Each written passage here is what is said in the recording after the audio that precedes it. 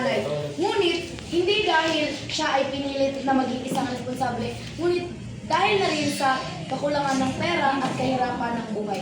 Tutukayan natin ang pamilyang Rachel. Jose! Lika ka! Bigay mo siya ang tatay. Samahan mo yung kapatid mo. Para may magawa naman kayo. Panganay ka naman.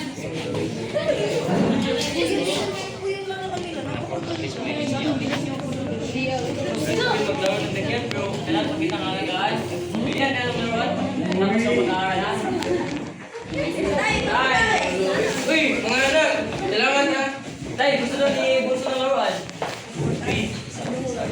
Pleasure na anak, kasi wala akong pera ngayon. Pero sunod, isikapan ko na mabili ang iyong mga gusto at salamat.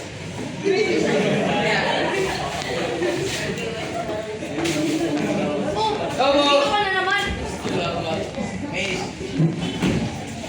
Pasensya ka na ha. 70 pesos lang ang meron ngayon kasi napakatumal ng bilihan. Tsaka ang pahit ko ng paninda mo.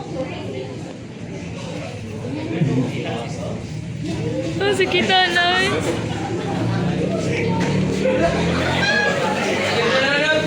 ko may bigay ang iyong gusto dahil mura ang bilihin na sa mais. Umaylusan ka. Sige lang, salamat anak. Tay. Sino ba? Dito ka may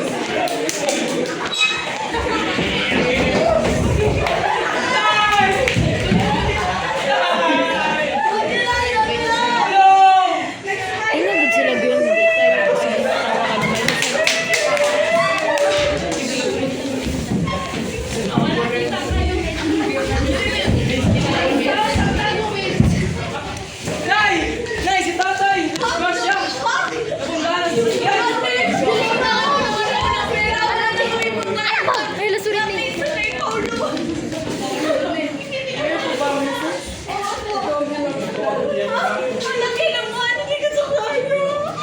Isang daang libo? Saan nila hahanap nito? Kayo, mangungutang naman kayo sa akin. Ikaw yung panganay, magtrabaho ka nga. Wala kang ambag. Ang gawin ko nito!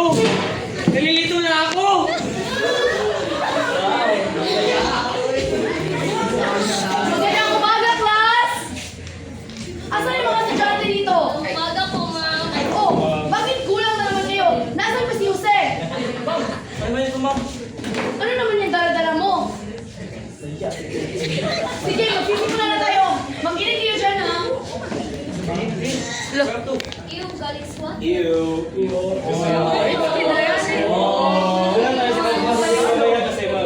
Class dismissed! Magpaiwan ka dyan. Ano ang problema mo? Bakit pa palagi ka na nanguhuli sa klase? At ang baba pa ng marga mo? Ano yan? Dala mo? Paninda mo yan? Ano gagawin mo dyan? Ibibenta ko sa mga kaklase ko, ma'am. Kasi, nanarbaho kasi ako gabi, ma'am. Patawad na ako dyan klase. Kasi, nag-iipon ako ng pera para mabigyan yung bill sa hospital ni Papa. Bakit ba? Ikaw ba yung panganay? Nasaan ba yung magulang mo? Wala na silang... Sige, pagutihin mo yung pag-aaral mo bukas. Mag-exam tayo para makita natin kung makaka-graduate ka ba. Ayusin mo yung buhay mo. Ano gawin ko nito? Paano ako mag-study nga? May trabaho pa ako mag-aaral? Patuloy na pinagsasabay ni Jose ang pag-aaral at pagbagay ng kahit ano-ano upang magustuhan ang kaniyang pamilya.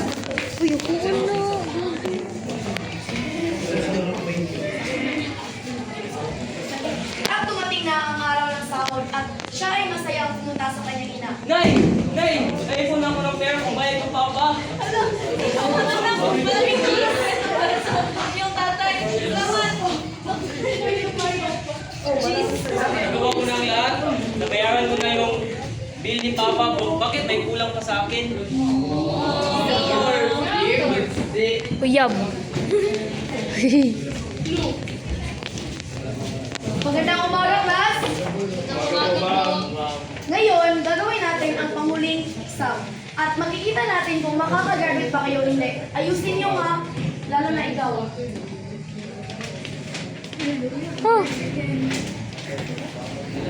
Pass your papers.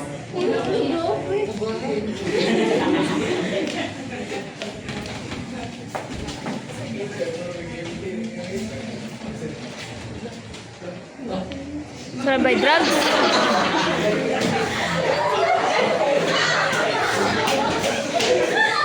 Sarap by drugs?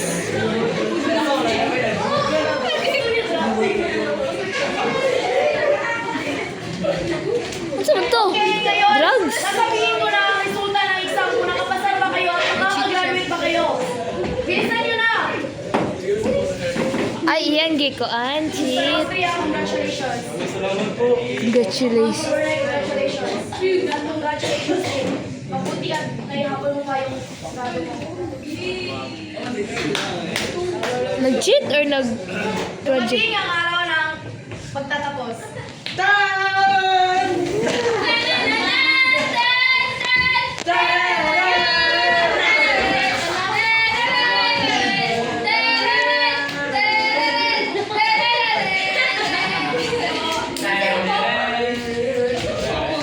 Patay mo pa. Ay! Asa ba pa? Anong buha ko sa iyong mga nagawa sa buhay? Paano mo nalabasan ang pagiging breadwinner kasabay sa harap ng iyong mga nadaanan? Sa hirap ng iyong mga nadaanan? Ang pagiging panganay ay hindi naging madali dahil na rin sa ekspektasyon ng mga tao sa lipunan.